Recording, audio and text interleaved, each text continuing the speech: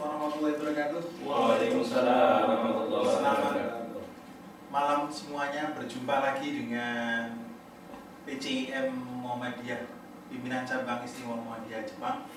Kali ini yang termin yang kedua yang coba kita laksanakan sesuai dengan agenda, yaitu pengajian rutin, dan insya Allah akan semakin menjadi rutin dengan kiprah yang kedua ini.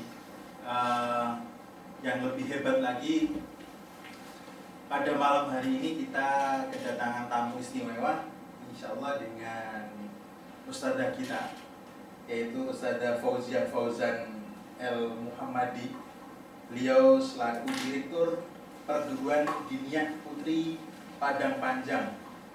Alhamdulillah pada malam hari ini bisa bersama-sama kita bersama untuk ini baru kita mau meng-create beliau ini, gitu kan. Nah, tidak lupa juga dengan sahabat-sahabat kita lain yang sangat luar biasa hari ini masih bisa meluangkan waktunya dan begitu fenomenal. Mengapa fenomenal? Karena merupakan ini tahun yang pertama. Jadi setelah Jepang digoyang gempa yang begitu dahsyat kurang lebih tanggal 11 Maret 2011. Nah, itu sebagai pembukaan. Supaya lebih mudahnya, tidak lupa dengan pimpinan cabang Istimewa Muhammadiyah Jepang saat ini insya Allah oleh Bapak Nur Hidayat dan para hadirin, kami mohonkan maaf dari kami karena keterlambatan waktu yang biasanya harusnya jam 19.00 karena ada teknis dari kami ucapkan mohon maaf yang sebesar-besarnya. Kemudian untuk layanan online ini dengan ini kalau di radio dengan gelombang yang sama yaitu kita pakai Ustream. Nah, jadi mudah-mudahan bisa dinikmati dengan sahabat-sahabat kita di seluruh dunia. Itu sama dengan sebelumnya gitu. Nah, sebelumnya sahabat-sahabat yang lain juga. Nah, kemudian supaya mempersingkat waktu, teknisnya nanti akan ada sepatah dua kata dari pimpinan cabang Istimewa Muhammadiyah Jepang yang hal ini diwakili oleh Bapak Nur Hidayat. Silakan, Bapak. Bismillahirrahmanirrahim. Assalamualaikum warahmatullahi wabarakatuh. Waalaikumsalam warahmatullahi wabarakatuh. Alhamdulillahirabbil alamin wa bihi nasta'in ala umuri dunya waddin. Asyhadu an la ilaha illallah wahdahu la syarikalah wa asyhadu anna Muhammadan abduhu wa rasuluhu la nabiyya ba'dah. Allahumma shalli ala Muhammad wa ala alihi wa ashabihi ajmain, amma ba'd.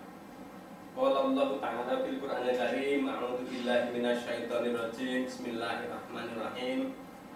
Ahasiban nasu ayyutraku ayyaqulu amanna wa hum la yuftanun wa laqad fatanna alladziina min qablihim fala ya'lamanna Allahu alladziina shadaqu wa la ya'lamanna al-kadhibin. Shadaqallahul 'azim. Hadirin wal hadirat rahimakumullah, para pirsawan, para jamaah pengajian PCIM pada malam hari ini, juga umat Islam dimanapun ikhwan dan akhwat bisa mengikuti pengajian ini. Alhamdulillah bisa bersua kembali sebagaimana tadi disampaikan oleh moderator bahwa pada malam hari ini kita menghadirkan 3 pembicara yang sangat handal. Terima kasih kami sampaikan kepada Ustadzah Fauzia Fauzan, Pak Haji Dadang Hidayat, dan Pak Haji Herdiawan Junanto, yang masing-masing beliau punya semangat, punya peluru, punya senjata yang sangat spesifik dan mustajab insya Allah. Ya, Pak Dadang dengan kekuatan yang konon kebetulan saat ini beliau duduk di HUC, Pak Dadang, ya, di KBRI Tokyo, staf KBRI Tokyo, ya. Tapi nanti mungkin beliau bisa bercerita. Terima kasih. Selamat malam, Pak Dadang. Terima kasih. Selamat Ya. malam. Dan selamat malam juga Ibu Ustadzah Fauzia Fauzan yang sudah berkesempatan hadir, dan ini sebagai ustadzah tamu, karena memang beliau sengaja didatangkan dari Indonesia, tapi yang mendatangkan Allah. Sehingga PCIM sangat berbahagia bisa kedatangan beliau dan kita manfaatkan dalam tanda petik, artinya ilmu yang beliau miliki. Jadi beliau adalah penulis buku The Big Dream, ya, pengasuh pondok dan juga seorang motivator yang handal. Ya, jadi mendengar power yang beliau bawa, maka kami membidik untuk bisa kita manfaatkan pada malam hari ini. Juga Bapak Haji Junanto Herdiawan ini yang barusan melaksanakan bedah buku Japan Aftershock, yang nanti mungkin bisa berbagi pengalaman di sini, dan juga sekaligus mungkin Ibu Fauzia Fauzan juga pengalaman gempa di Padang. Jadi berlima ini semuanya korban gempa. Gempa Padang, gempa Jepang, dan saya juga ada bonus dulu, saya pernah mengalami gempa di Kobe. Ya, jadi bonusnya tahun 95. Oh iya, iya. Maka pada malam hari nanti akan kita kupas tentang ya bagaimana dan apa maksud adanya gempa ini dari sisi syariat mestinya begitu. Maka satu ayat yang kami baca tadi di depan dalam Quran surat Al-Ankabut ayat 2 dan 3, yang artinya apakah manusia itu mengira bahwa mereka dibiarkan saja mengatakan kami telah beriman, sedang mereka tidak diuji lagi. Kemudian ayat selanjutnya, dan sesungguhnya kami telah menguji orang-orang yang sebelum mereka, maka sesungguhnya Allah mengetahui orang-orang yang benar dan sesungguhnya yang benar-benar dan sesungguhnya, dan Dia mengetahui orang yang dusta. Artinya apa dalam ayat ini? Bahwa tidak mungkin dalam kehidupan kita ini tidak lepas adanya ujian dan cobaan. Jadi setelah kita mengatakan beriman, ahasiban nas ayyaqulu amanna, setelah mengatakan beriman, apakah kita tidak akan diuji lagi? Nah, insya Allah menurut pandangan Islam, menurut pandangan ayat yang saya baca ini, semoga gempa yang menimpa di belahan dunia manapun ini merupakan ujian bagi keimanan kita, yang insya Allah dengan adanya ujian itu akan menjadikan kita lebih beriman.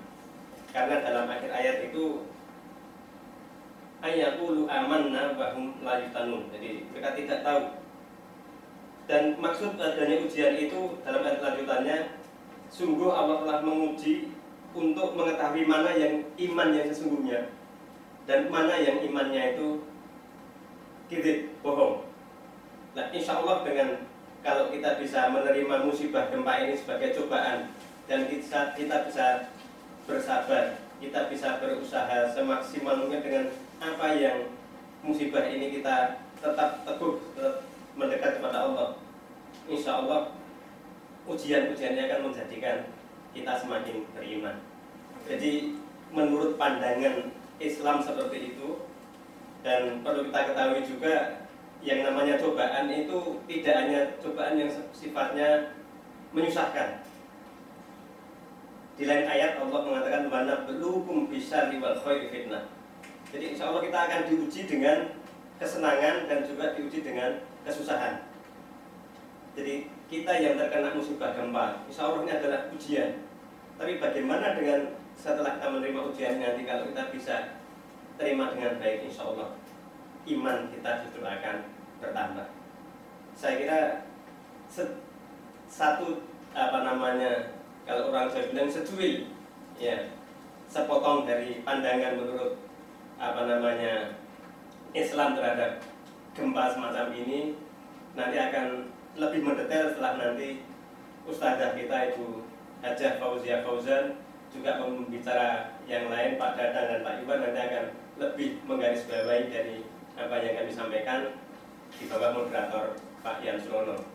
Sekali lagi kami selaku pimpinan cabang Istimah Muhammadiyah di Jepang mengucapkan terima kasih kepada para pembicara dan kepada para hadirin dan para pendengar semua yang sudah mengikuti acara pada malam hari ini. Semoga bisa memberi kemanfaatan yang akhirnya bisa meningkatkan ketakwaan dan keimanan kita yang akhirnya akan menjadikan kita menjadi hamba yang lebih baik, hamba yang lebih dekat, hamba yang tawadhu, dan akhirnya menjadikan seluruh amal kita diterima oleh Allah Subhanahu wa taala.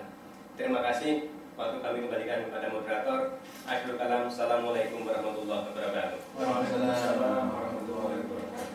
Terima kasih Bapak Nuri Hidayat selaku pimpinan cabang istimewa Muhammadiyah.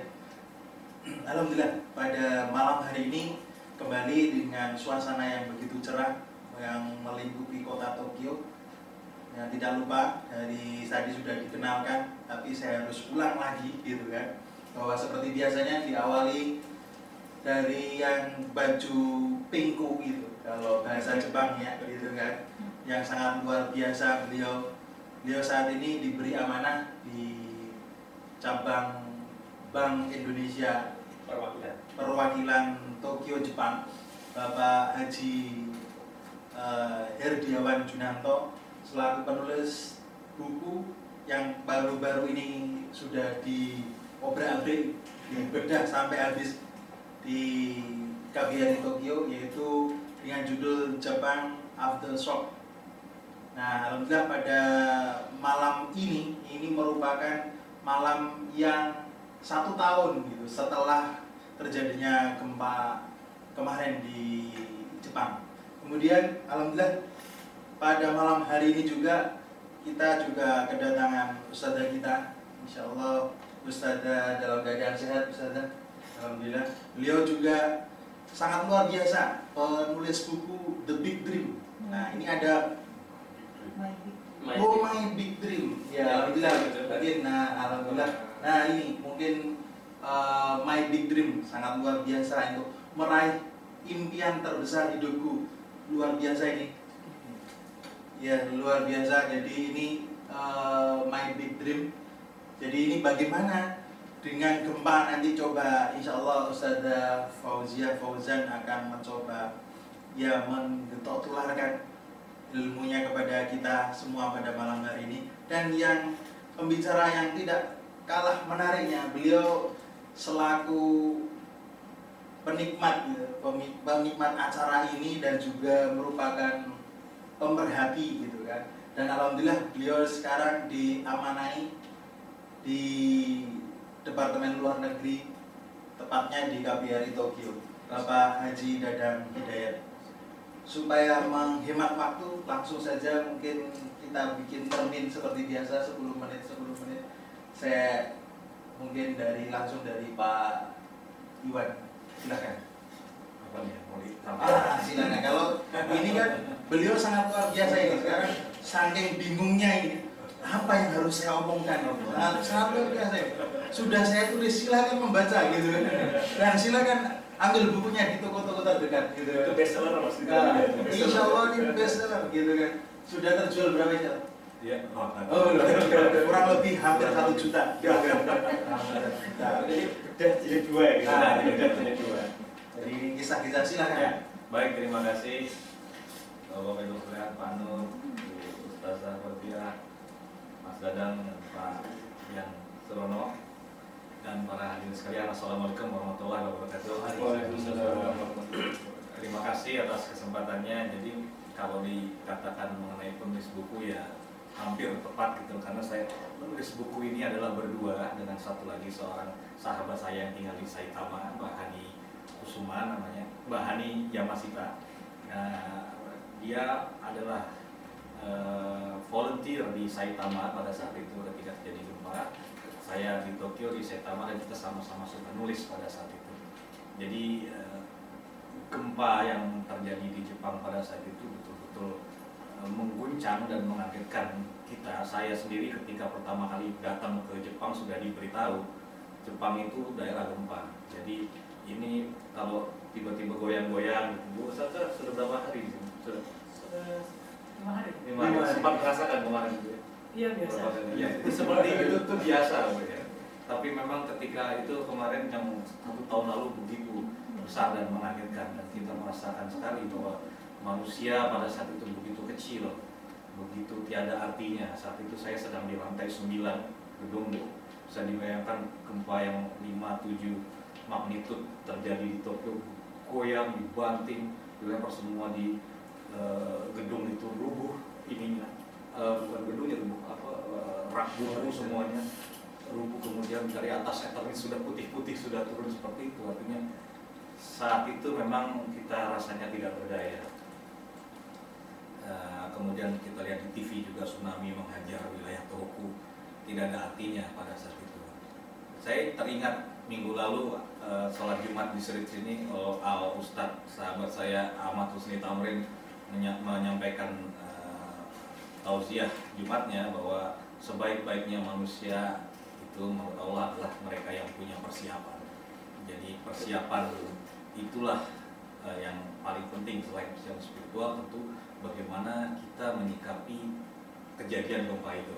Nah, di sini yang saya lihat menarik dari Jepang, mereka melihat gempa itu bukan sebagai semata-mata azab atau inilah dari Tuhan.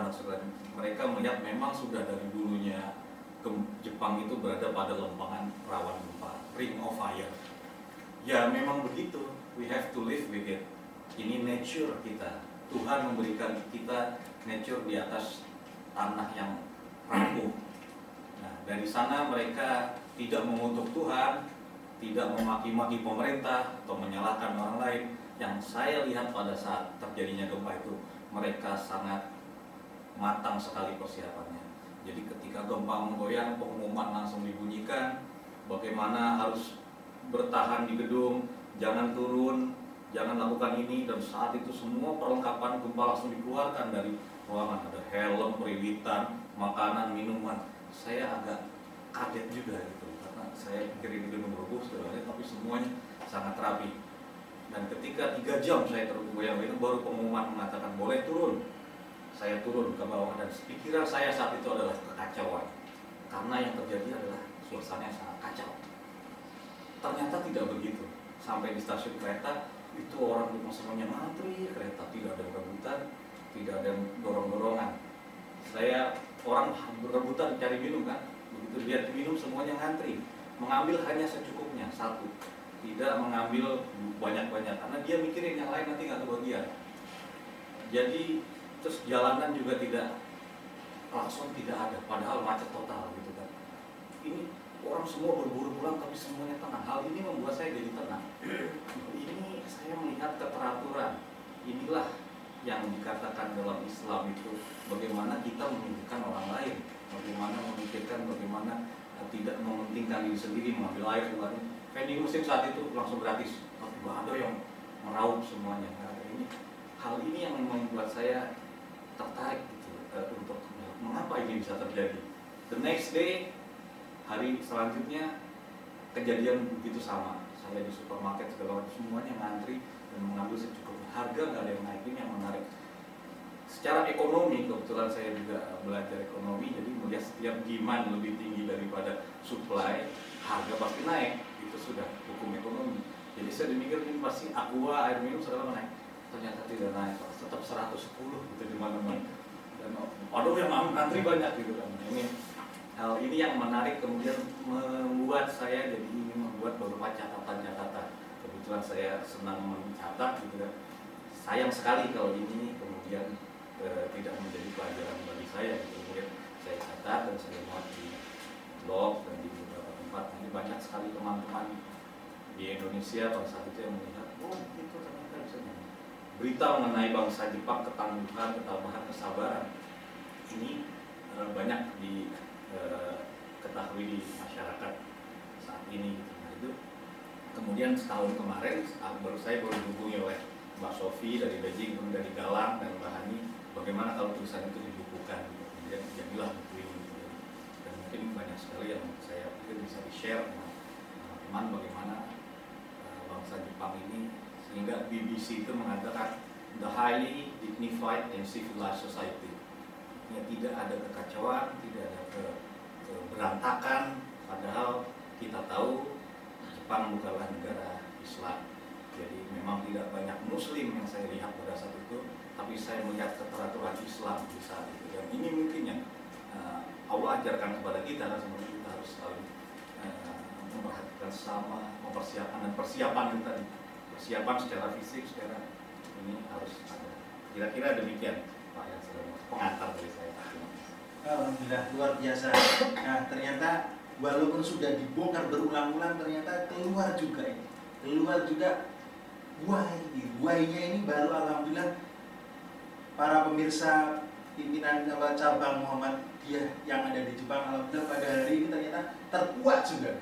Padahal kemarin sudah dibontang-banting gitu kan, sampai di KBRI belum juga keluar. Alhamdulillah ketangguhan, ketabahan masyarakat Jepang utamanya itu yang menjadi dasar utamanya.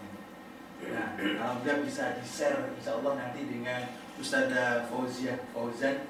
Nah, bagaimana beliau juga merupakan korban juga selaku pemerhati masalah-masalah sosial yang ada di daerah Padang Panjang, tepatnya untuk wilayah Sumatera dan sekitarnya. Mungkin demikian, saya langsung saja Ustadzah, silakan Ustadzah. Terima kasih. Assalamualaikum warahmatullahi wabarakatuh. Waalaikumsalam warahmatullahi wabarakatuh. Sekalian para sahabat-sahabat semuanya, kita harus banyak bersama saya. Terima kasih juga kepada Pak Hidayat yang sudah memberikan waktu. Tadi kita sudah dengarkan dari Bapak Junanto Tediawan ya tentang bagaimana tetangga bangsa Jepang menghadapi gempa. Dan memang kebetulan saya sebagai pimpinan pesantren Minyak Putih Padang Panjang yang November 2012 nanti insya Allah genap berusia 89 tahun pesantren.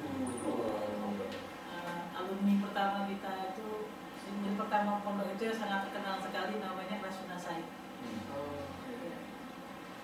Dan Minyak Putri ini berada di kota Padang Panjang yang posisinya agak mirip mungkin dengan Jepang, juga berada di bawah daerah Patahat yang rawan gempa sekali. Gempanya juga ada di bawah, sehingga Padang Panjang juga sering gempa. Tapi gempa yang paling besar sekali yang saya tahu itu di tahun 26. Tahun 26 saya dengan kisah jadi Minyak Putri ini mendirikan di Bundaran Indonesia. Beliau seorang ulama yang berguru langsung ke ayahnya Buya Hamka dan beberapa syekh, dan juga beliau seorang bidan, juga dalam perang kemerdekaan adalah salah seorang pendiri TKR di Padang Panjang dan sekaligus memimpin pasukannya, juga anggota DPR RI pertama. Jadi beliau pada awal saya dengar beliau mendirikan Minyak Putih tahun 23 ketika berusia 23 tahun.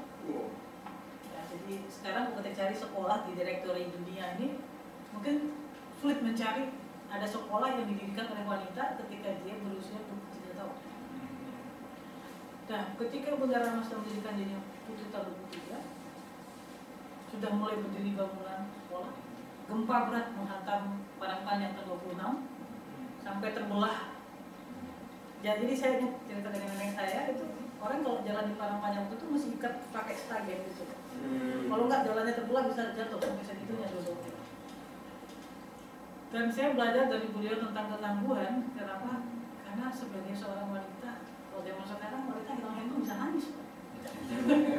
Beliau begitu apa yang dibangun hancur, beliau berusaha mencari dana sampai ke Malaka dan kemana-mana, membangun ulang pondok pesantren itu kembali. Nah, saya baru mengalami ketika saya pulang ke Padang Panjang, saya generasi keempat cicit daripada beliau, nenek dari ibu saya.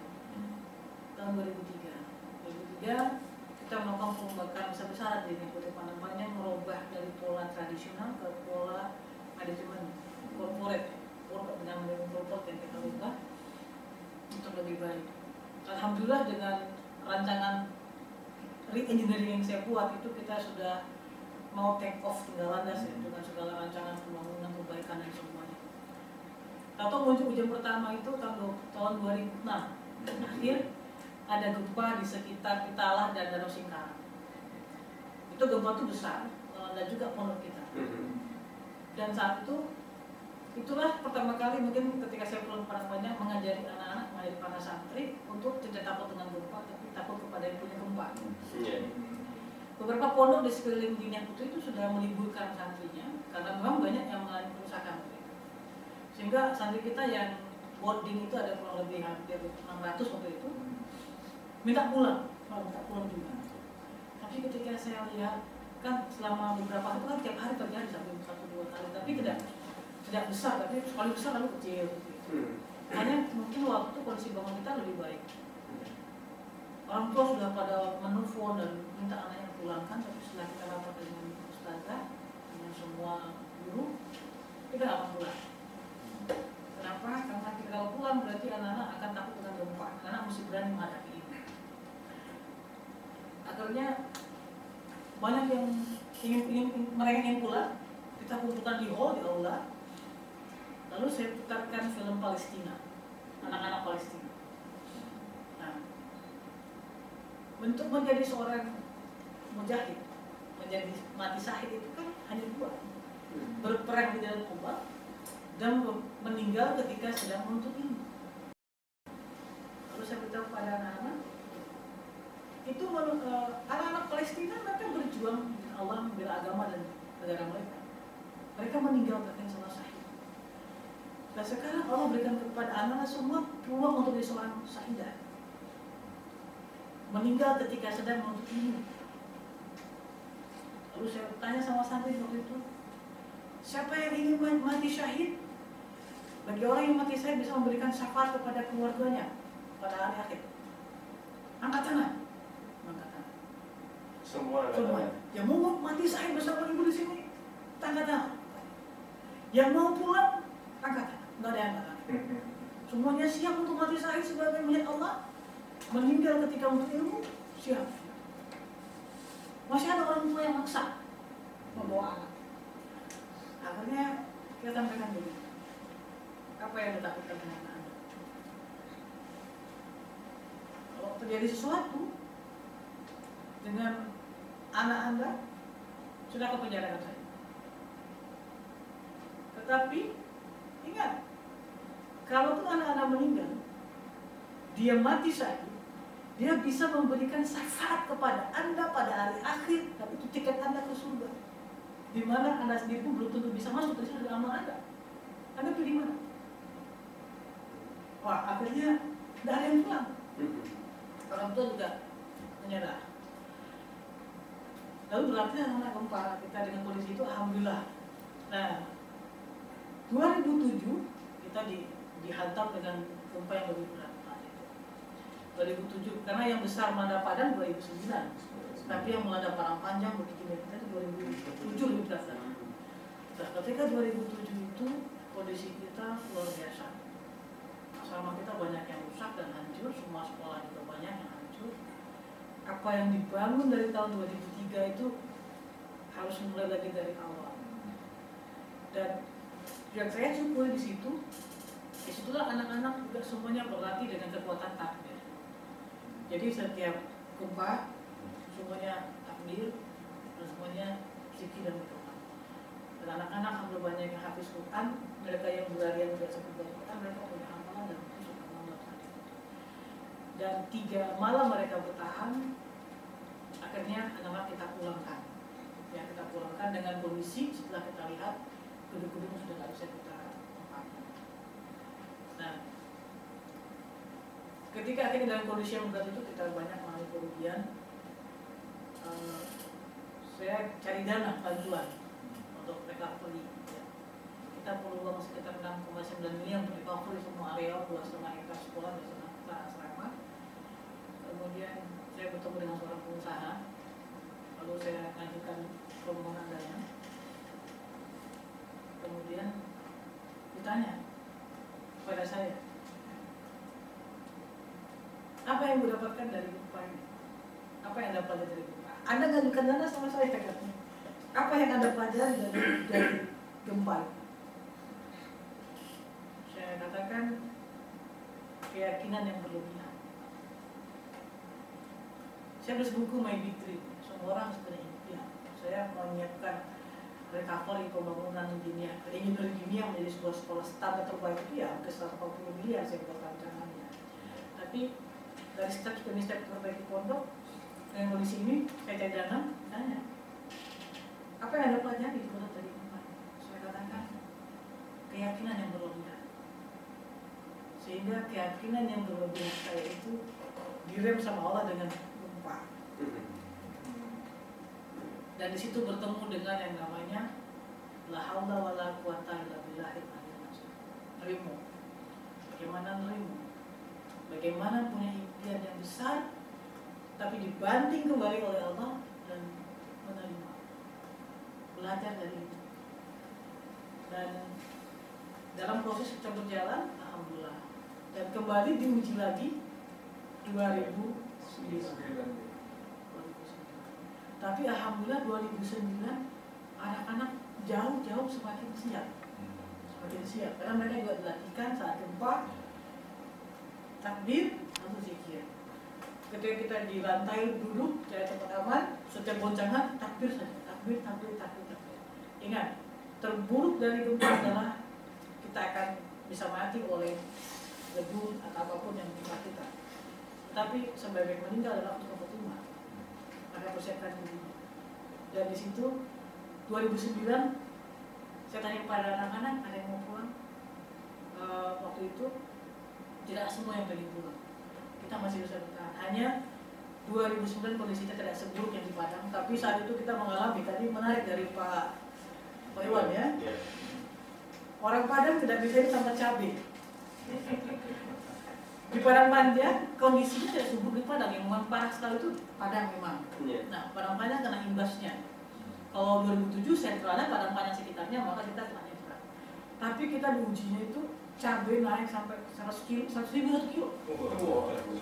Karena lembahannya longsor, nggak bisa masuk, akses jalan dari Solo, jalan dari pokoknya itu 100 ribu gitu. Nah, itu langsung petugas dapur cabai, wow.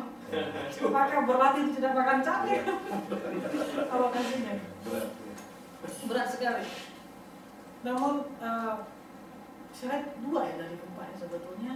Yang pertama proses pembentukan bumi itu bergeser, bahwa bumi tidak pernah diam. Dan Allah mengatakan Al-Quran bahwa untuk tidak mengalami percepatan gesekan itu pancanya adalah gunung-gunung sebetulnya. Dan terus bergerak. Dan yang kedua adalah ada kalanya barangkali bumi juga melakukan action akibat tindakan manusia. Dua sisi sebetulnya. Kita kontemplasi, tapi kita juga menerima ketentuan Allah dalam diri kita, lalu Allah berikan kepada kita. Namun di luar itu saya menyaksikan bagaimana beratnya pemerintah Kota Padang yang setelah gempa 2009 menyiapkan latihan tsunami apa gitu segala macam. Ternyata yang pakar tsunami pun dibuat tak berdaya oleh tsunami itu sendiri. Tidak ada yang lebih ahli daripada Jepang untuk menanggulangi gempa. Tetapi yang mereka contohkan kepada kita, kepada makhluk bumi ini, itu tadi ya, kesabaran, ketenangan. Ya. Itu yang luar biasa yang kita dapat. Jadi harapannya kalau kita lihat dari ujung ke ujung belahan bumi yang buat ini, ternyata ada yang bisa lepas dari fenomena. Nah, mudah-mudahan kita bisa juga belajar banyak dan semoga kita siap juga menghadapi fenomena itu dan bisa lebih baik barangkali. Bisa lebih menerapkan nilai Islam lebih baik daripada yang tidak menerima wahyu gitu. Itu dia. Mereka tidak terima wahyu, mereka bisa apply dengan begitu baiknya. Lalu apalagi kita yang terima wahyu. Mudah-mudahan Allah berikan kekuatan dan semoga kita semuanya bisa menjadi bangsa yang lebih baik. Terima kasih. Terima kasih, Ustaz. Alhamdulillah, ini ada sebuah fenomena yang sangat luar biasa, di mana tadi dicontohkan oleh pembicara pertama Bapak Iwan bahwa di Jepang itu ada dengan penuh kesiapan yang dengan rasional, harus sembunyi di bawah meja. Tapi ada fenomena menarik bahwa santri hanya duduk diam di aula dengan berzikir. Subhanallah, ada kombinasi yang insya Allah nanti bisa kita ambil hikmah dari sini. Nah, tentunya tidak akan lengkap pada malam hari ini dengan selaku korban ini. Ada korban juga selaku pengambil policy bagaimana kondisi masyarakat Indonesia yang ada di Jepang pada waktu gempa Fukushima atau gempa Tohoku itu terjadi. Nah, beliau selaku korban dan juga bapak kita. Jadi insya Allah masyarakat Indonesia yang ada di Jepang saat ini dalam lindungan pemerintah Indonesia diwakili oleh KBRI. Nah, alhamdulillah beliau juga ini bukan standar ganda ya. Tapi beliau akan berbicara bagaimana saat itu ya. Untuk waktu dan kurang lebihnya silahkan Bapak Dadang. Ya, terima kasih. Assalamualaikum warahmatullahi wabarakatuh. Warahmatullahi wabarakatuh. Jadi saya coba melihat hal gempa di Jepang ini dari sisi lain ya. Saya coba melihat dari sisi sosiologis masyarakat Jepang. Kenapa? Saya pikir ini penting karena nanti akan menjadikan satu bingkai mengapa kedutaan besar Indonesia bisa bergerak dengan relatif leluasa di Jepang ini. Jadi pertama, masyarakat Jepang itu memang sudah dilahirkan dengan suatu perasaan. Ada dalam ilmu sosiologis itu namanya Ruth Benedict yang menulis buku The Swords and the Chrysanthemum, awal perang dunia kedua, bahwa masyarakat Jepang itu dilahirkan dengan perasaan yang disebut giri dan gimu. Itu artinya mereka punya perasaan berhutang kepada orang tua, berhutang kepada masyarakat, berhutang kepada bangsa dan negara, berhutang kepada kaisar. Sehingga dalam setiap langkah kehidupan mereka selalu berusaha untuk membayar hutang itu dengan cara apa? Misalnya mendahulukan orang lain, kemudian mengutamakan kepentingan masyarakat dan negara dan golongan di atas kepentingan negara dan golongan gitu. Dan itu sifat-sifat seperti itu, sifat dasar itu masih terus sampai sekarang tertanam di masyarakat Jepang itu. Kemudian dari juga sisi sosiologis, masyarakat Jepang itu terkenal dengan yang disebut punya budaya intrinsik yang disebut Kiga Sumanai. Kiga Sumanai itu kurang lebih tidak pernah puas. Jadi tidak pernah puas atas apa yang sudah mereka lakukan. Mereka mencintai pekerjaan mereka dan mereka betul-betul masuk di pekerjaan itu, mendalami dan dihayati dengan sebenar-benarnya. Contoh sekarang, kalau Bapak Ibu lihat di mal-mal di Jepang ini kan ya, orang yang membersihkan elevator itu, pegangan elevator itu dengan betul-betul dibersihkan sampai detail, sampai bersih semuanya itu. Kalau Bapak Ibu turun Shinkansen, begitu mereka keluar, kita keluar, ada rombongan yang service yang masuk dan mereka serius, mereka bangga dengan kerjaan itu dan mereka kerjakan semuanya itu sampai kecil-kecil, mungkin di bawah ini ada coretan dibersihin. Kiga Sumanai itu ya. Berikutnya satu lagi yang menarik adalah sifat ini dalam manajemen Jepang disebut sifat kaizen. Kaizen itu continuous improvement. Jadi perbaikan yang terus-menerus. Sehingga dengan sifat dasar itulah mungkin nanti kita akan mencoba melihat kenapa di Jepang ini seperti yang Mas Iwan bilang tadi bisa demikian tertib dan teratur ya.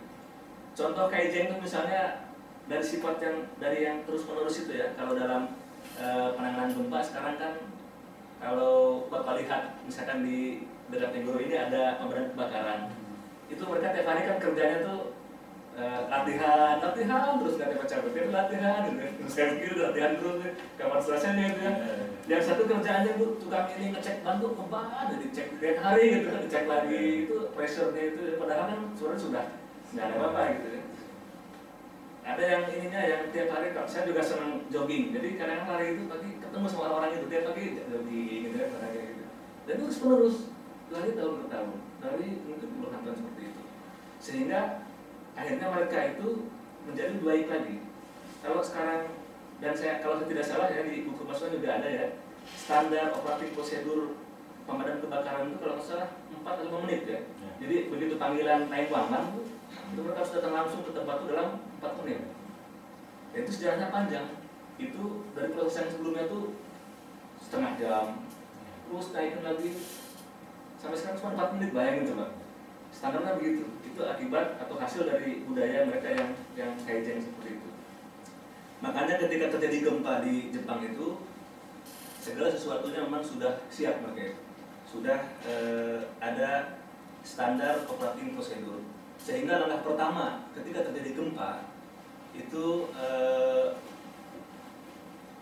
waktu itu ya, ini contoh aja, saya ada di Okura Hotel di basement 2. itu sedang mengikuti satu konferensi internasional dengan para duta besar asing di situ, Pak, duduk di meja, di table-table itu. Pembicara sedang bicara mengenai revolusi Jasmine, jadi bagaimana Presiden Ben Ali di Tunisia itu digoyang waktu itu.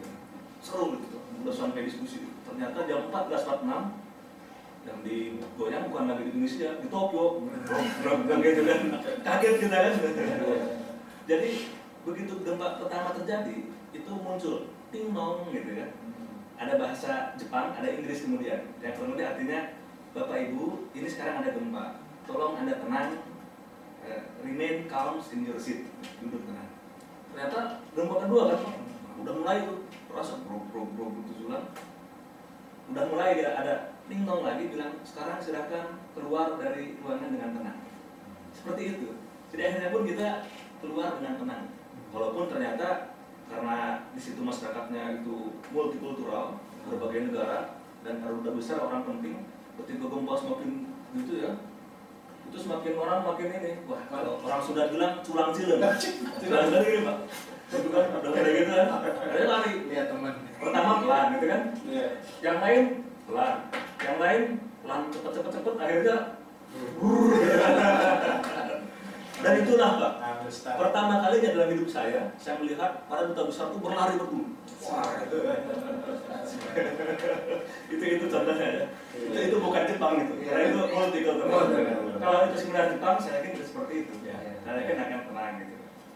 Nah, dari sifat Jepang seperti itulah, dan kemudian dari situasi pada saat itu, maka malamnya Bapak Duta Besar segera mengadakan rapat darurat untuk membuat langkah ke depan. Dan mungkin nanti ini hanya sebagai pengantar saja ya. Yang jelas pada saat itu memang satu masa yang dalam hidup saya pun sangat luar biasa. Dan salah satu hikmah bagi kedutaan Indonesia di luar negeri adalah bukan hanya di Jepang itu ya. Jadi kita itu kedutaan besar itu kan tugasnya yang pertama ya, itu protecting, jadi melindungi warga negara Indonesia dan badan hukum Indonesia di luar negeri. Itu tugas pertama kita. Salah satu hal yang kami pelajari dari gempa Jepang adalah kita itu punya standar operating procedure di kedutaan Indonesia dimanapun juga. SOP terhadap perang saudara. Jadi ketika ada perang saudara, kita bagaimana caranya? Kita evakuasi pertama dari misalkan pusat diplomatik itu dievakuasi dari pangkat yang terendah. Sekretaris 3 pulang dulu, misalkan sek 2 pulang dulu, sampai yang terakhir dubes itu harus terakhir gitu kan. Itu nggak ada jadi dubes itu. Kalau ada apa-apa perang saudara ya pulang belakangan gitu. Kemudian SOP untuk misalkan kerusuhan atau kudeta dan sebagainya. Tapi kita belum pernah punya prosedur untuk penanganan bencana seperti ini. Dan dari Jepang inilah kita belajar.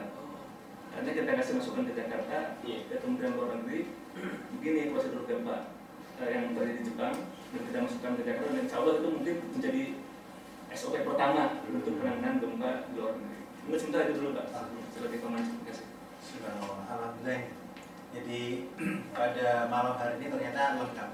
Tapi ada sebuah kata-kata menarik bahwa ternyata mungkin saya secara pribadi baru sadar bahwa tugas KBRI utamanya pemerintah itu melindungi. Hal ini alhamdulillah mudah-mudahan segera dirampungkan SOP tentang gempa atau bencana, bukan hanya gempa, mungkin di belahan bumi yang lain ada saudara-saudara kita yang kena banjir atau yang lain bisa ada SOP-nya yang jelas. Nah, sisi lain tadi kita coba kembali dari fenomena yang menarik dari komparasi bahwa ada gempa yang ada skala periodik dari Ustazah Fauziah tadi mulai dari tahun 1926 dari selaku Ibunda Rahma yang luar biasa dengan semangatnya berkobar-kobar. Saat itu juga masih belia kurang lebih sekitar usia 20-an, sangat luar biasa dengan periodik 2003, kemudian 2006, 2007, sangat puncak 2009. Nah, ada kemudian tadi disitir dari sahabat kita Bapak Husni Tamrin bahwa ada harus persiapan menurut Pak Iwan tadi. Persiapannya jelas sudah ada apa istilahnya, mulai dari helm dan sebagainya, prosedur keamanan, mulai dari jeda. Ini pengalaman Pak Dadang sangat luar biasa, tahu bahwa bagaimana gaya larinya Bapak Dubes yang ada di seluruh dunia, yang saat ini Dubesnya di Tokyo gitu kan. Gaya model larinya bagaimana, beliau selalu mungkin kalau seandainya di shoot gitu kan, luar biasa itu kan. Subhanallah. Nah, ini saya selaku korban juga ternyata. Ini saya warga Indonesia asli, terus bagaimana dengan budaya orang Jepang saya kombinasikan. Saya masih teringat ketika ada telepon dari Bapak Wakapri saat itu untuk saya berangkat ke Fukushima. Jujur saya pamit kepada Bapak dari Hidayat, saya titip keluarga saya subhanallah. Ini sebagai bentuk bahwa saya itu tidak didoktrin, tidak dididik dengan gaya Jepang. Artinya budaya-budaya itu melekat budaya Indonesia. Artinya kalau seandainya terjadi gempa maka saya lari gitu kan, tanpa pandang bulu, mau pintu ditutup harus saya dobrak gitu kan. Nah, ternyata ada telepon bahwa saya harus berangkat untuk menyelamatkan WNI, warga negara kita Indonesia yang ada di daerah Fukushima, yang ternyata merupakan bencana impact dari tsunami, yaitu nuklir. Justru paling parah itu, Pak. Yang paling parah, subhanallah. Saya jujur, saya sudah pamit dengan Bapak Kepala Sekolah. Saat itu Pak, saya mau titip anak dan istri saya. Sempat tulis perpasian, Pak. Iya, itu tidak ada persiapan. Nah, ini yang kemudian dari saya secara pribadi ada sedikit guncangan di dalam diri saya bahwa budaya yang tidak tertanam seperti ketangguhan. Tadi ada model Kaizen yang diceritakan bahwa berlatihnya mulai dari sekian jam menjadi 4 menit. Saya tidak ada tanpa latihan dan tanpa perbekalan yang lengkap. Mau berbicara rasionalnya dari mana, itu pertama. Ini sebagai bentuk pengalaman. Nah, ini mungkin bisa di-share, dan juga ini Bapak Nur Hidayat yang mungkin bisa saya sambati karena saya juga sudah titip keluarga saya dan anak istri saya. Subhanallah, saat itu ini yang menjadi saya juga merupakan korban juga. Nah, ini mungkin dari Bapak atau semuanya, bahkan ini bisa langsung dari audien yang ada di seluruh dunia, bisa SMS. SMS ini tidak bisa, berarti bisa Skype ataupun menggunakan Ustream, bisa di emailnya bisa ke PCIM Jepang gitu kan, atau di email saya boleh, nanti kita akan kupas. Mungkin ada yang dari Pak Nur atau Pak Iwan, silakan. Ya, terima kasih. Kalau saya tertarik dengan ya, semuanya menarik ya, cuma nanti kalau saya tertarik semua nanti kan saya habiskan semua dengan yang disampaikan oleh Ustazah kita Ibu Fauziah Fauzan. Jadi saya sangat salut dan sangat ya appreciate dengan Ibu Fauziah dalam menanamkan semangat kepada para santri-santrinya. Jadi satu hal yang ya saya melihat dari sisi bukan mana yang baik mana yang jelek, bukan, tapi dari sisi kebiasaannya. Waktu itu saya waktu kejadian itu saya pulang juga masih ada guncangan-guncangan. Itu kan rata-rata orang Jepang hanya bilang sugoi gitu. Iya, jadi sugoi itu artinya aneh atau sesuatu yang luar biasa gitu. Nah, ini saat kejadian itu juga kebetulan kan sekolah ini masih jam belajar. Di waktu itu begitu ada, karena hari Jumat saya masih membicarakan tentang Masjid Meguro di lantai 1, guncangan besar. Anak-anak pada turun, banyak yang menangis. Tidak hanya anak guru pun ada yang menangis waktu itu. Ya ini karena memang tadi dikatakan kita belum siap, dan jujur saja pembelajaran menghadapi ini belum pernah ada. Ya kan, karena setelah itu terus kita ada kerjasama dengan polisi Meguro, kita bagaimana nanti terjadi gempa, dan alhamdulillah selama saya di sini sudah 2 kali, jadi setiap tahun itu kita kerjasama dengan pihak kepolisian, dan kemudian di sini juga ada museum gempa, kita juga sempat berlatih di sana. Nah, saya yang tertarik waktu itu ya tanpa kita beri aba-aba, waktu itu saya takbir, beberapa teman anak-anak juga ikut takbir gitu. Ya. Nah disinilah sebenarnya kita yang tadi Ibu Fauziah menyampaikan, mestinya kita yang punya wahyu ini ada sisi lain mestinya. Ya kalau dalam bahasa agama kita punya kalimatul istirja ya. Jadi ini kan Allah mengingatkan bahwa kita harus ingat kepada tadi yang punya gempa. Jadi jangan takut pada gempanya, tapi takutlah pada yang punya gempa tadi, bantu Fauziah begitu. Di waktu itu ya entah dengan kalimat thayyibah, dengan takbir, dengan tahlil ya, karena kita ada marojiknya, ada tempat kembalinya. Ya kalau dalam ayat yang dikatakan idza asabatum musibatun qalu inna lillahi wa inna ilaihi raji'un. Jadi kita akan selalu kontak.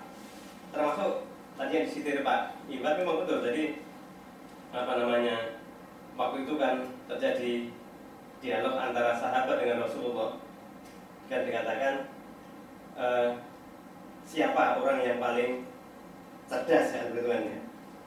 Itu dikatakan ya siapa yang aktsaruhum lil mauti dzikra. Jadi sudah dikatakan orang yang lebih banyak ingat akan matinya. Dan barunya apa? Wa ahsanhum lahu istiqdada. Jadi dia tidak hanya siap saja, tapi bagus bekalnya. Nah, berangkat dari sini inilah mestinya baik di Padang, di Jepang maupun di belahan lain yang bencana itu selalu ada, tapi bagaimana kita mensikapinya, kan begitu. Maka sewaktu Pak yang betul waktu itu memang, jadi waktu itu Pak DCM, Pak Ardi, wakil Pak Dadang masih telepon ke saya kalau Pak Yan diperintahkan ikut harus berangkat ke Fukushima, karena di Fukushima itu kan tempat reaktor nuklir yang, jadi kalau mungkin bisa karena status karena triple bencana ya. Orang menghindar berantem. Iya. Iya, jadi waktu tim kita datang ke sana, katanya sempat dinyatakan oleh orang-orang sana aneh, sana pada lari kok orang Indonesia malah datang.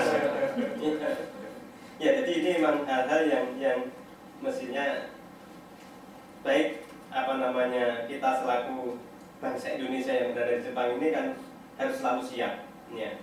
Maka sewaktu Pak Yan pamit ke saya ya pokoknya sudah ya fa'idza azamta fatawakkal 'ala Allah. Pokoknya ini instruksi pimpinan berangkatlah, serahkan semua pada Allah. Dan ternyata juga beliau bisa masih ada sampai saat ini, walaupun waktu datang sempat kita tolak karena harus masuk rumah sakit ternyata. Harus masuk dicek dulu. Jadi tidak boleh, ternyata sudah megang cawan semuanya, mau makan soto apa sudah masuk sini ditolak. Itu ditolak. Aduh subhanallah, semakin nangis itu teman-teman. Alhamdulillah ternyata ini sebagai bentuk curhat bahwa ternyata saya membawanya bukan BNI saja. Jadi dari Malaysia ada, kemudian dari Nepal juga ada, dari Myanmar juga ada, sekitar ada 4 negara, satu lagi lupa. Bangladesh kayaknya. Ya. Jadi saat itu yang ada manusia pokoknya mau, ternyata subhanallah di Fukushima memang kota mati. Kalau seandainya boleh saya katakan kota mati gitu. Memang tidak ada manusia. Benar ada orang pada keluar, ini kok pada datang gitu kan, walaupun cuma 2 orang. Subhanallah, ini sebagai bentuk suasananya gitu. Nah mungkin bisa ditambahkan mungkin Bapak ini. Ya, terima kasih. Jadi betul sekali tadi Pak Nur sudah menyampaikan dan Ustaz juga menyampaikan. Jadi kalau ini misalkan budaya persiapan yang matang, terus kemudian spiritual dari umat Islam itu bisa digabung, itu akan menjadi benar-benar sebagai umat terbaik itu tadi mungkin Pak. Jadi dari spiritnya itu kita selalu berpasrah diri pada Allah dan menyebut nama Allah, dan di sisi persiapan kita melakukan persiapan. Tapi itu tadi Pak Yan mengatakan ada budaya Indonesia, budaya Jepang. Jadi sebenarnya budaya itu sendiri adalah bentukan, Pak. Jadi tidak ada budaya Jepang dan ada budaya Indonesia, tapi bagaimana kita membentuk budaya itu sendiri. Jadi saya setelah kemudian tadi mendengar cerita itu bahwa sebenarnya di Jepang ini juga pun bagaimana menjadi seperti ini, Pak Dadang tadi sudah sampaikan, adalah sebuah pembentukan yang sangat panjang. Jadi premis saya punya premis malah most of the thing we do itu driven by habit, not by reason gitu. Jadi sejak kecil, sejak dini mereka sudah dibiasakan kayak anak saya dia lagi kecil itu di sekolah diajarin ohashi namanya, osanai. Kalau lagi Jepang tuh semua pada ohashi gitu. Osanai, hasiranai, saberanai, artinya jangan dorong-dorongan, jangan lari, jangan ngobrol. Dari kecil semua sudah seperti itu gitu. Jadi itu udah ditanamkan. Jangan lari, jangan. Jadi kalau tadi bilang sungguh bertali sebenarnya itu tidak terjadi di gedung kami karena mereka sama-sama wasi. Yang kecil itu keluar. Jadi ketika keadaan kacau, yang keluar adalah alam bawah sadar. Inilah makanya saya pernah lihat orang mabuk buang sampah pada tempatnya itu tuh. Saya pulang naik kereta itu mabuk bawa botol lebih kan. Terus tiba-tiba dia cari-cari itu mau kemana dia? Dia buang sampah di tempat. Buang sampahnya pun dia milih kan, ini tempat botol, ini tempat air, ini tempat orang, di tempat botol. Padahal daripada mabuk. Saya melihat hal menarik di situ, artinya yang bergerak itu bukan alam sadarnya, unconsciousness mind-nya yang bergerak. Jadi dia sejak kecil sudah terbiasa kalau ini buang. Jadi dia tidak membuang sampah pada tempatnya itu bukan karena buang sampah itu baik, tapi karena itu habit. Jadi seperti kita bangun tidur langsung sikat gigi itu kadang-kadang habit. Nah, kita dibiasakan sholat, mau kadang-kadang habit juga Pak. Jadi karena sholat nah ini masyarakat Jepang menggeneralkan itu habit itu menjadi sebuah sikap bangsa.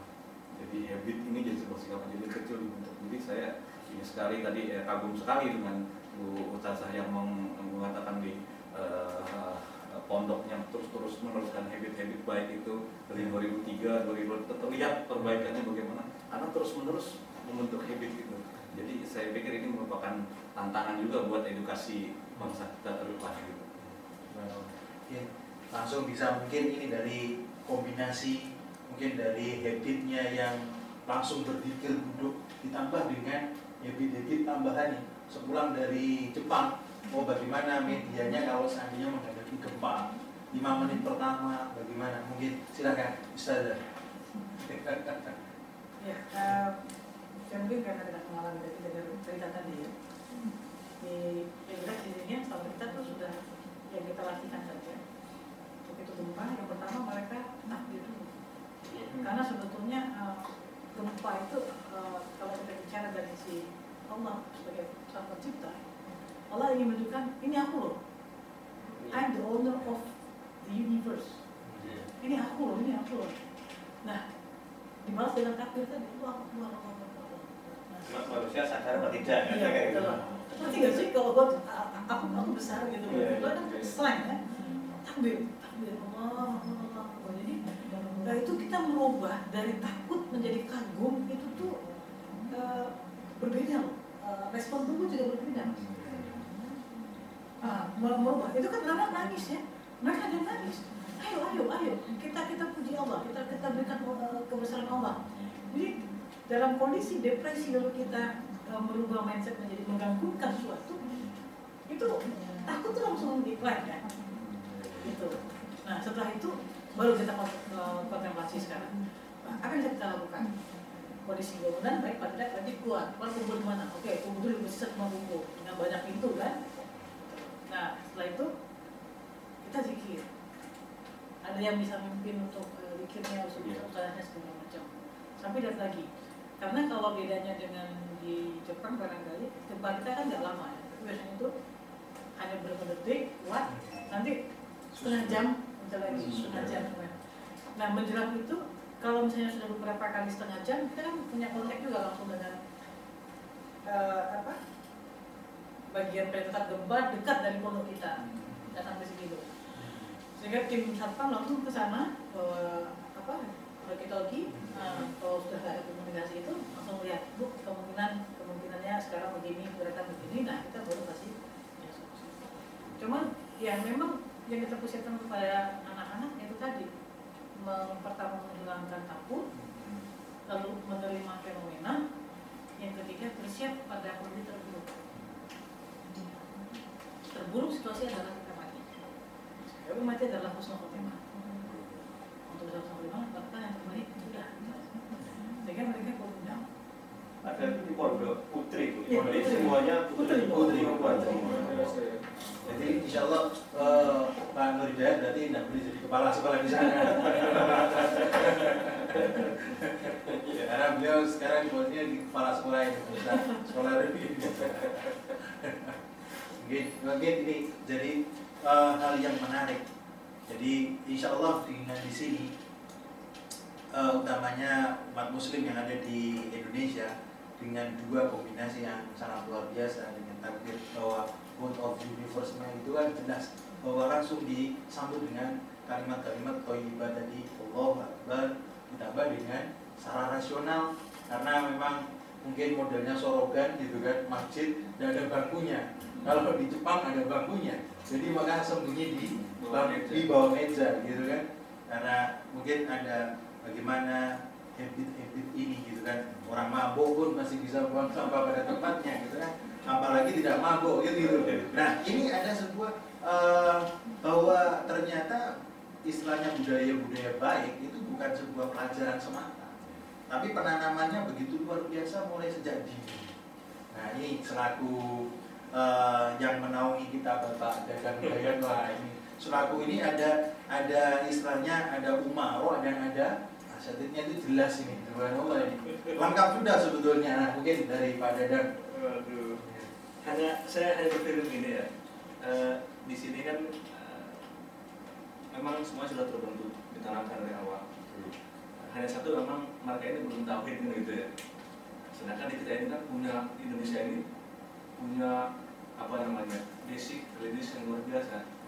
Jadi seperti yang tadi Ibu sampaikan, saya salut dulu. Bisa ya, artinya memang betul-betul begitu gempa terjadi, kemudian disentuh spiritualnya dan bagaimana mengkonvert rasa takut menjadi kagum, itu luar biasa itu. Saya pikir mungkin di sini kalau begitu terjadi seperti keteraturan, prosedur itu semata-mata hanya karena persiapan saja. Barangkali mungkin perlu koreksi ya, saya tidak melihat hal-hal seperti itu didasari oleh sesuatu yang sifatnya lebih spiritual. Saya mungkin lebih karena memang sudah habit tadi, sudah dibentuk oleh hari per hari ya, training gitu kan. Sama seperti misalkan saya lihat sekarang anak saya kalau berangkat sekolah atau pulang sudah jelas gitu kan, datang itu tadaima, saya datang gitu kan, kemudian taruh buka sepatu dibalik ini ya kan, sepatunya asal ditaruh, jasnya ini udah teratur gitu kan. Tapi itu bisa berubah manakala pulang ke Indonesia gitu kan. Satu minggu saja gitu ya, begitu datang ke sekolah nenek bukain sini sepatunya, karena sayang gitu kan. Dengan berpikir sebenarnya ini luar biasa ya potensinya kalau Indonesia yang ya, sudah dengan basic spiritual tadi kemudian digabung dengan kayak tadi ini SOP yang bagus, yang sudah tertulis dengan baik. Itu hanya sekedar aja. Untuk rumah itu. Ini pakar barangkali kita. Saya 2005 juga waktu itu berkunjung ke Jepang, saya sangat terkagum sekali dengan apa yang berlaku di sini. Dan saya pernah bicara dengan salah seorang dari Kementerian di Jepang waktu itu. Saya tanya, buat sekali bangsa Anda ya bisa seperti ini. Lalu jawabnya, bukan kami yang hebat, tapi nenek moyang kami yang hebat, yang menciptakan suatu sistem dan kondisi yang kami warisi. Jadi persoalan sekarang ini adalah semua kita yang hidup di Indonesia maupun yang di luar Indonesia dan bangsa Indonesia harus bisa menciptakan sesuatu yang kita wariskan ke depan. Karena ini proses mewarisi sebetulnya. Nah, pertanyaannya sekarang kita bisa tahu sama tahu apa yang sudah diwariskan dan apa yang sudah diwariskan. Lalu apa yang harus kita rubah untuk kita wariskan lebih baik lagi. Biar kita bersama.